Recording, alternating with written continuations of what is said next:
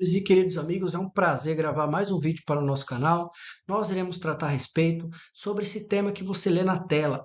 É sobre responsabilidade médica e também do hospital, no qual ambos foram condenados por alterar a técnica cirúrgica de um paciente sem o devido consentimento. É uma decisão provinda do Tribunal de Justiça do Distrito Federal de Brasília, mas que nós podemos estabelecer alguns pontos que podemos trazer para fins de estudo, especialmente sobre o dever de esclarecimento e também do acesso à informação. E peço que você nos acompanhe até o final deste vídeo. Nós vamos fazer detalhamentos e os impactos práticos desta decisão. Bora lá?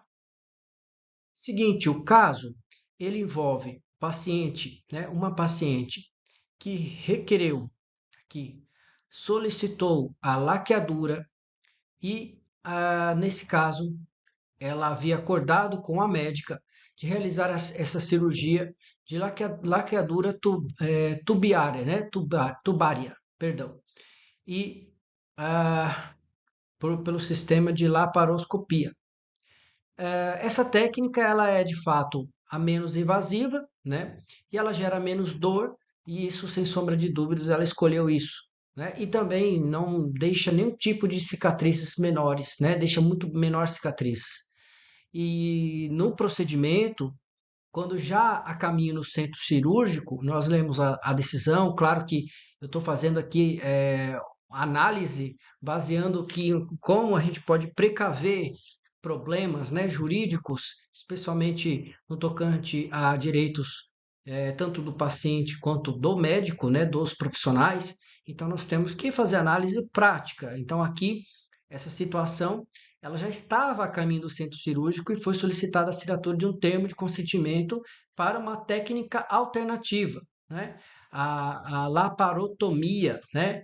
Que é bem mais invasiva, né? Nesse caso, a médica, a alteração foi necessária devido à falta de materiais esterilizados para o outro procedimento. E aí, nós tínhamos um ponto aqui principal, essa falta de informação, né? Esse que é o problema, falta de material para esterilização no hospital. Então, ela trouxe esse argumento e mesmo assim foi realizada a cirurgia. Qual foi o resultado prático disso? A paciente ingressou com a ação, pedindo indenização. Primeiro, 5 mil por danos estéticos, né? Mais 10 mil por danos morais, né? Então, nós vamos adentrar ao tema aqui. Vamos lá. São os fundamentos jurídicos em situações como esta, que pode ser muito comum, não precisaria estabelecer apenas aqui, só um caso prático, mas poderia ser utilizado para qualquer outra situação, né? Primeira coisa, nós vamos basear o que sustentou para a condenação. Primeiro, o termo de consentimento informado, né?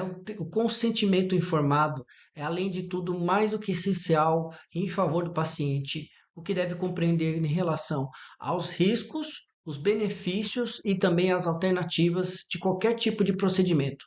Sem alteração desse consentimento, aí a concordância, né, do paciente, logicamente isso viola um direito, né? Esse direito do consentimento informado, né? Eu deixo aqui claro, consentimento informado.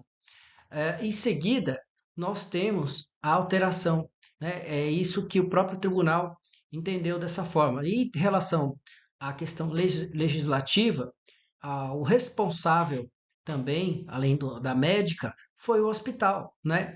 Porque o hospital possui a responsabilidade objetiva, né? O CDC estabelece isso, o Código de Defesa do Consumidor. Isso significa que o hospital ele responde pelos danos causados, independentemente da culpa, por estar na cadeia da prestação de serviço. No artigo 14 do CDC, reforça o dever dos fornecedores de apresentar, né, os serviços adequados e seguros também aos consumidores, né? Em relação à médica, nós temos a responsabilidade subjetiva, tá? O que significaria isso? A médica foi responsabilizada por ter configurado na falha do dever de cuidado. A falha do dever de cuidado seria uma das bases principais nesse caso. Então, nós temos a responsabilização por negligência e imprudência, né? São duas características interessantíssimas e alteração técnica sem justificativa, urgente ou consentimento explícito que foi alterada de modo ilícita. Esses são os fundamentos principais nesta decisão. Então, feita a análise, nós vamos, pelo menos, observar esses pontos principais que eu deixo na tela para você estudar comigo, né? A análise da decisão. Primeiro, a responsabilidade é solidária. O médico, a médica e o hospital foram condenados juntos, né? Porque ambos tiveram a participação do dano, né? Primeiro, a médica alterou a técnica sem o esclarecimento, o hospital falhou ao não garantir a disponibilidade do material necessário, ao apresentar o termo de consentimento no dia do procedimento. Então, houve uma falha dúplice da situação. E aí, para você, não sei se você sabe o que é danos morais e danos estéticos, né? O dano moral, eu deixei na tela, resumidamente, é a ofensa à integridade psicológica devido à violação do direito de escolha e a forma de como foi tratada durante todo este processo, né? Não o processo judicial, mas o processo aplicável da cirurgia, né? Em relação aos danos estéticos, no caso em si, ocasionou a cicatriz, né? Ela ficou visível, dando contornos emocionais também, né? Essa mudança resultou um impacto emocional significativo para a paciente, mesmo que as cicatrizes ficassem, né, de fato cobertas por roupas. Bom, os exemplos práticos, né, que nós podemos observar, né? Para trazer uma maior clareza, nós vamos analisar situações semelhantes, né? São três situações que eu trouxe aqui. A primeira seria a alteração da técnica cirúrgica sem justificativa urgente, tá?